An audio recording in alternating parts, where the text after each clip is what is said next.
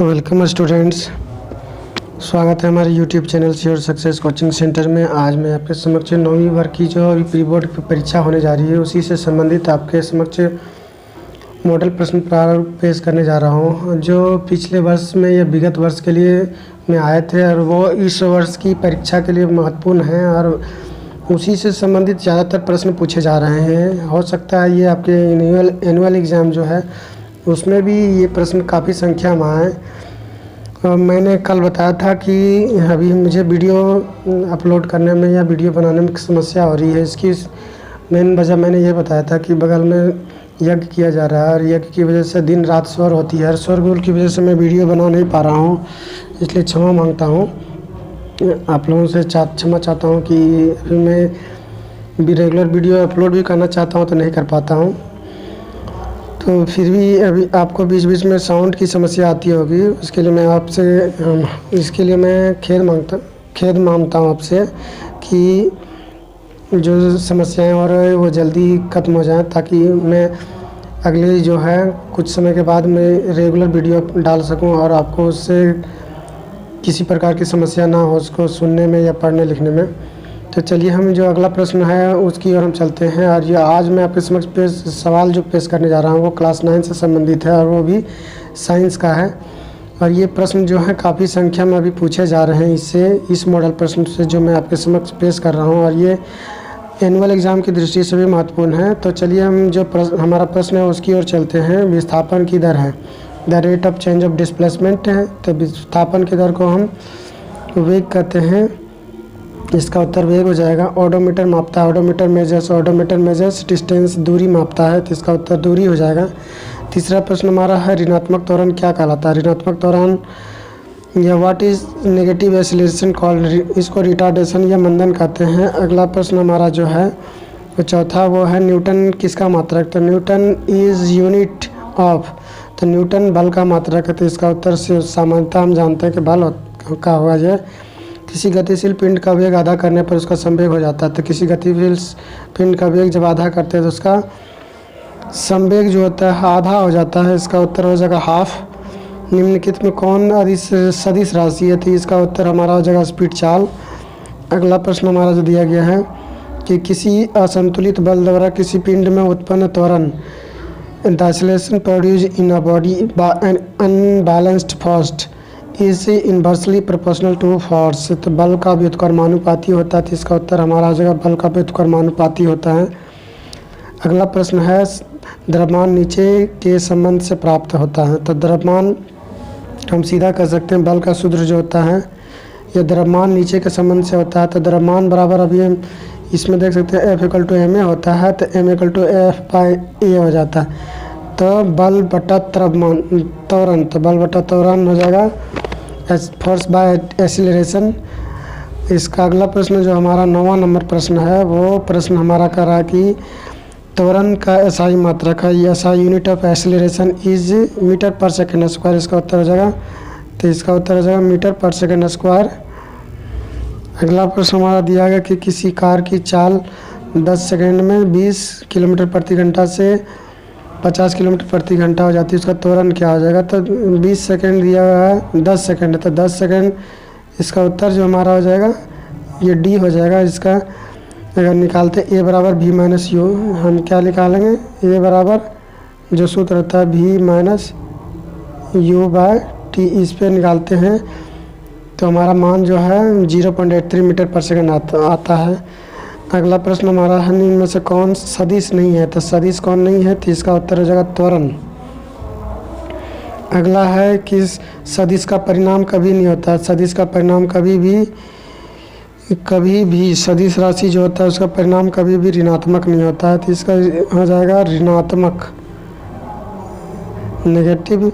अगला प्रश्न हमारा दिया यदि किसी वस्तु का विस्थापन शून्य तो उसके द्वारा तय की गई दूरी है। तो यदि if the displacement of an object is 0 then the distance travel by the object is, इसका उत्तर हमारा हो जाएगा शून्य अथवा शून्य नहीं भी हो सकता है, मे और मे नॉट भी 0, तो इसका उत्तर यही हो जाएगा हमारा।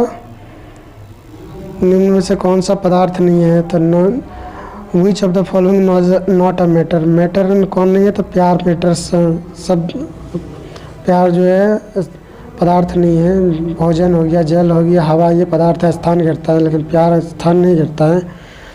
अगला प्रश्न है, गर्म करने पर गैस का आयतन क्या डैश है, तो गर्म करने पर गैस का आयतन बढ़ता है, इंक्रीज होता है।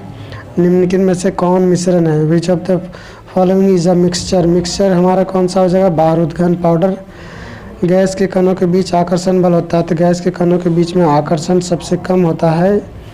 अगला प्रश्न हमारा दिया गया, निम्न में से कौन तत्व नहीं है, तो निम्न में से कौन तत्व नहीं है, तो कागज तत्व नहीं होगा। ऑक्सीजन एक तत्व है, ब्रोमीन एक तत्व है, जस्ता भी एक तत्व है।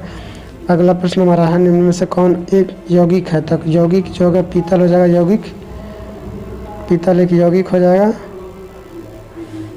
तो इसका उत्तर हो जाएगा ब्रास, पीतल एक यौगिक है। संगमरमर, आयोडीन, स्टील, मिश्र स्टील जो है मिश्र धातु है, आयोडीन तत्व है, धातु है। संगमरमर, तो इसका उत्तर यही हो जाएगा। निम्न में से कौन बिलियन है, तो बिलियन मतलब कि कौन सा सॉल्यूशन है, which among the following mixture is a solution, sea water, समुद्र का पानी एक बिलियन है। अगला प्रश्न हमारा जो दिया गया है, हम उसकी ओर चलते हैं। किस पदार्थ के अणु में विद्यमान परमाणुओं की संख्या कहलाती है, किसी पदार्थ के अणु में विद्यमान परमाणुओं की संख्या को हम परमाणुकता कहते हैं या एटोमेटिसिटी कहते हैं। निम्नांकित में द्रव में कौन निश्चित होता है, द्रव में कौन निश्चित होता है, तो आयतन निश्चित होता है। अगला प्रश्न है, द्रव का गैस का द्रव में परिवर्तन क्या कहलाता है, गैस में द्रव का परिवर्तन संघनन या कंडेंसेशन कहलाता है। आर्द्र वायु में गीले कपड़े सूखते हैं, आर्द्र वायु में हवा में जब नमी होती है तो गीला कपड़ा देर से सूखता है। उपसल हो गई। चलिए कि किसी पदार्थ में, अगला जो प्रश्न हमारा है उसकी ओर हम चलते हैं कि गैस का द्रव में परिवर्तन क्या कहलाता है, गैस में द्रव का परिवर्तन संघनन कहलाता है। आर्द्र वायु में गीले कपड़े सूखते हैं, तो आर्द्र वायु में गीले कपड़े देर से सूखते हैं, विलम्ब से सूखते हैं, तो लेटली हो जाएगा। तत्व का एक उदाहरण था, तत्व ऑक्सीजन एक तत्व है, वह प्रक्रिया जिसमें इत्र की गंध वायु के चारों ओर फैल जाती है कहलाती है, तो उसको हम प्रसरण कहते हैं, वेरिएंस कहते हैं। अगला प्रश्न है, जीवन की मौलिक इकाई क्या है, जीवन की मौलिक इकाई को हम कोशिका कहते हैं। पादप कोशिका का कौन सा भाग निर्जीव होता है, पादप कोशिका का कौन सा भाग निर्जीव होता है, तो कोशिका भित्ति। कार्क कोशिकाओं में पाया जाता है, तो क्या पाया जाता है, कार्क कोशिकाओं में सुबेरिन पाया जाता है। जिस मृदुतक की कोशिकाओं में हरितलक पाया जाता है उसको क्या कहते हैं,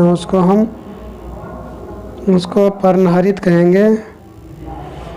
और मानव शरीर की सबसे बड़ी कोशिका है, the longest cell of the human body is neuron. तंत्रिका कोशिका सबसे लंबी कोशिका होती है, तो इसको हम यही कहेंगे।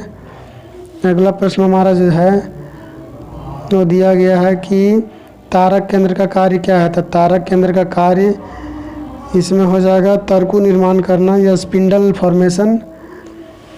तो शरीर का बाहरी और भीतरी रक्षक आवरण बनाते हैं, उसको क्या कहते हैं, उसको हम एपिथेलेटिकल टिश्यू या एपिथेलियमी ऊतक कहते हैं। पौधों में फ्लोएम यह कार्य करता है, पौधों में फ्लोएम आहार का चालन करता है, कंडक्टिव फूड। अगला प्रश्न हमारा दिया गया है वो कि कार्क में किसके जमाव के कारण अतिरिक्त सुरक्षा उत्पन्न होती है, तो सुबेरिन के कारण। इसका उत्तर हमारा हो जाएगा सुबेरिन। पादप कोशिकाओं में चारों तरफ पाए जाने वाली कोशिका को कहते हैं, पादप कोशिका में चारों तरफ पाए जाने वाली कोशिका को कोशिका भित्ति कहते हैं। अगला प्रश्न हमारा जो है, सेल शब्द या कोशिका शब्द की उत्पत्ति से संबंधित वैज्ञानिक का नाम क्या है, कोशिका शब्द से संबंधित वैज्ञानिक का नाम रॉबर्ट हुक है।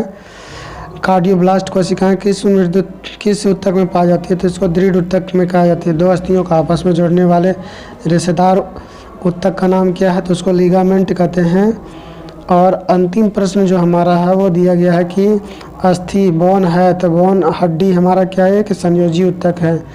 तो आज मैंने आपके समक्ष जो 9वीं वर्ग की जो भी पिछले साल आई हुई जो प्री बोर्ड की क्वेश्चन थे उसको मैंने आपके समक्ष रखा। और ये जो प्रश्न जो हैं इससे काफ़ी संख्या में भी प्री बोर्ड के क्वेश्चन मैच कर रहे हैं।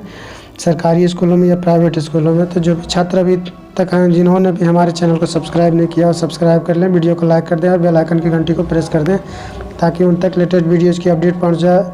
और साथ ही साथ इस वीडियो को अपने दोस्तों में ज़्यादा से ज़्यादा शेयर करने की कोशिश करें, ताकि उनको भी ये वीडियो उन तक भी यह वीडियो पहुँच जाए और वे भी इससे फ़ायदा उठा सकें। धन्यवाद।